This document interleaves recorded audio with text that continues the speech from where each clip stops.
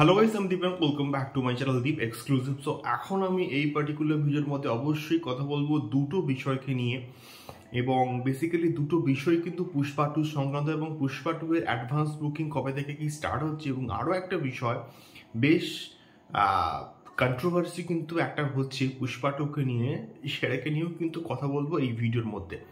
So প্রথমে যদি আসি পুষ্পা টু এর অ্যাডভান্স বুকিংকে নিয়ে, তো যে রিপোর্টটা উঠে আসছে বা যে খবরটা উঠে আসছে সেটা হচ্ছে কি 5th অফ ডিসেম্বর থেকে তো অবশ্যই পুষ্পা টু হচ্ছে মুক্তি পাচ্ছে।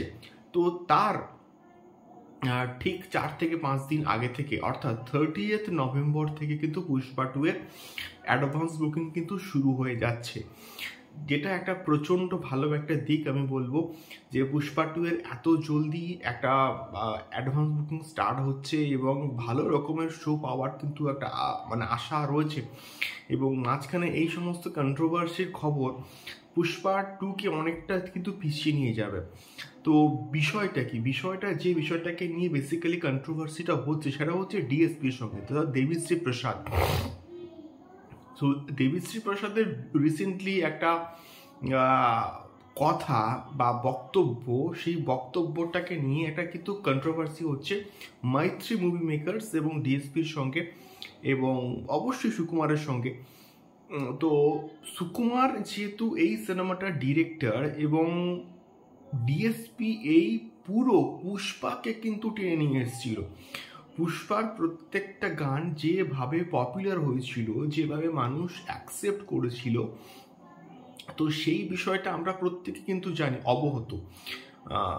তো সেই দিক থেকে বিচার করলে আমার মনে হয় যে এই সম্মানটা অ্যাটলিস্ট ডিএসপির পাওয়া উচিত।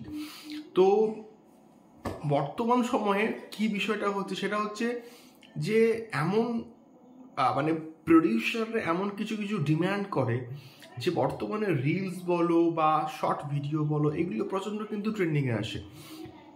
পুষ্পার ক্ষেত্রে সেই বিষয়টা কিন্তু হয়েছিল, এবং তারা পুষ্পা দিয়ে অনেক কিছু কিন্তু বুঝতে পেরেছিল যে গানের মধ্যে এমন কিছু কিছু হুক লাইন্স এবং হুক স্টেপ রাখতে হবে, এবং সেইভাবেই গানটাকে ডিজাইন করতে হবে যাতে করে সেই গানটার ওই পার্টিকুলার হুক লাইন এবং ওই পার্টিকুলার স্টেপগুলো প্রচণ্ড ভাইরাল হয়, এবং প্রচণ্ড তাকে নিয়ে রিলস তৈরি হয়, এবং রিলস তৈরি হলে সোশ্যাল মিডিয়ায় এটা ছড়াবে এবং পুষ্পা টু এর হাইপ বাড়বে।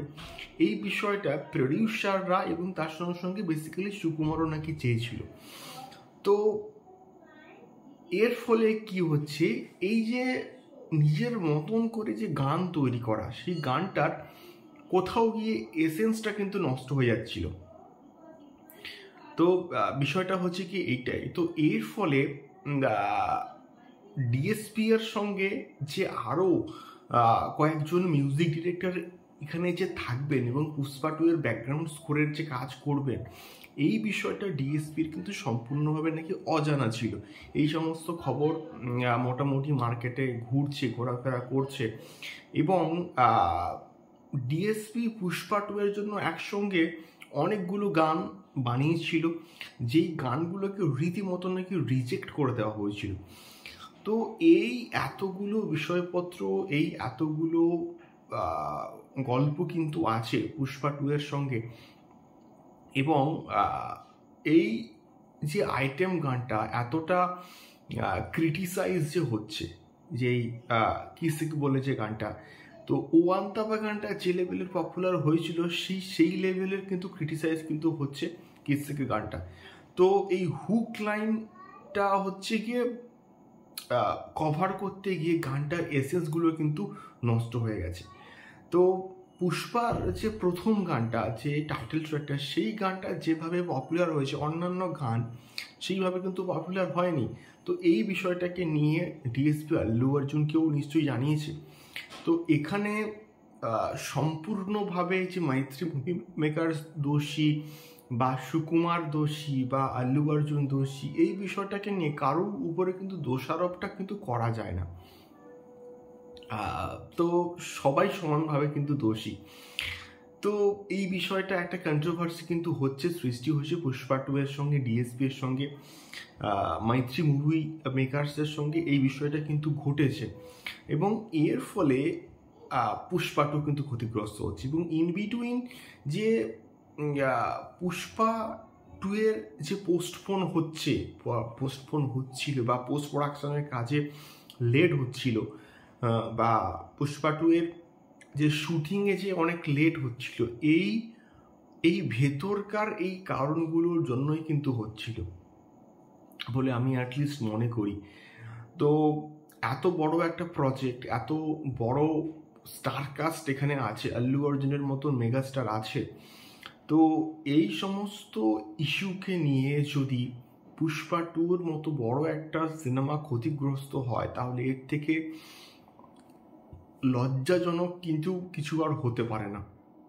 পুষ্পা 2 আমি মন থেকে চাই ভালো একটা প্রজেক্ট হোক, এবং এর গানগুলো যেভাবে ক্রিটিসাইজ হচ্ছে, গানগুলো আমি তো বললাম পুষ্পা 2 এর টাইটেল ট্র্যাক ছাড়া আর কোনো গান সেইভাবে কিন্তু ওয়ার্ক করেনি, এবং বিশেষ করে কিস্ক বলে যে গানটা, সেই গানটাও কিন্তু রীতিমতো ফ্লপ, মানে সুপার ডুপার ফ্লপ কিন্তু হয়েছে।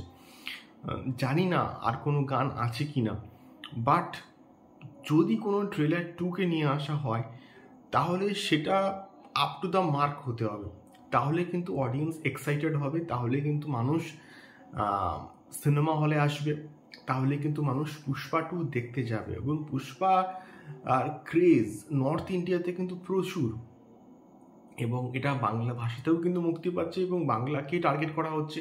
এই এত কিছু যদি প্ল্যান করে পুষ্পা 2-কে মুক্তি দেওয়া হয়, তাহলে সেক্ষেত্রে এই ভেতরকার ঝামেলাগুলোকে কিন্তু সলভ করতে হবে। এবং ইতিমধ্যে আমরা প্রত্যেকে জানি যে শুধুমাত্র ডিএসপি নয়, আরও অনেকজন, প্রায় তিনজন মতন কিন্তু মিউজিক ডিরেক্টর এখানে কিন্তু রয়েছেন। বিক্রম বেদার, যিনি মিউজিক করেছিলেন, তিনিও কিন্তু রয়েছেন, এবং পার্টিকুলারলি বিভিন্ন অ্যাকশন সিনে বিভিন্ন মিউজিক ডিরেক্টর কিন্তু নাকি কাজ করেছেন। এটা ডিএসপি জানতোই না, তো এটা কোথাও গিয়ে ডিএসপিকে অসম্মান করা হচ্ছে। তো এই বিষয়পত্রগুলো ঘটছে ডিএসপি ভার্সেস পুষ্পা 2, মৈত্রী মুভি মেকার্স এবং সুকুমার।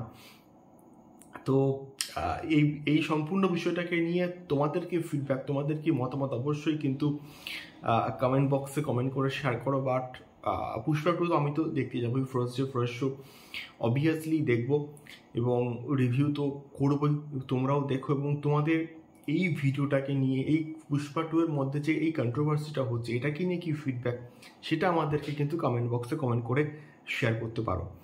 তো দেখা হচ্ছে পরবর্তী ভিডিওতে পুষ্পা 2 সংক্রান্ত আরও এক্সাইটিং আপডেটস নিয়ে, এবং অ্যাডভান্স বুকিংকে নিয়ে কিন্তু ভিডিওস আসবে। টাটা।